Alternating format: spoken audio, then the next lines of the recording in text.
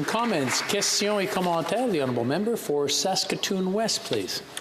Thank you, Mr. Speaker, and I want to thank my honourable colleague for her very important speech and the unfortunate circumstance that she wasn't able to deliver it in Dene. And I just had to stand up and underline the irony of talking about legislation on Indigenous languages and not allowing Indigenous speakers to speak their Indigenous language on the Indigenous language legislation. That's right. I just had to stand up, and Mr. Speaker, yesterday we saw a House that could cooperate, that could set partisanship aside, that allowed me to table a bill on Indigenous languages in amongst some procedural happenings in the House,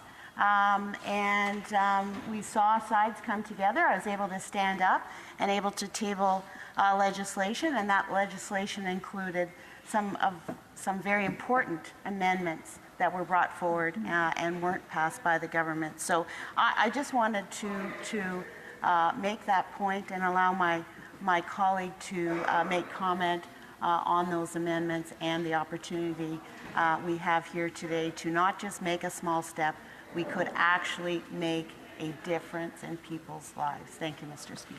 Well, member for Desnete, Mississippi, Churchill River, in 30 seconds or less, please. Thank you very much. Language is identity. Yep. That's who we are as Indigenous people, and this government is playing with that. And shame on them for doing that.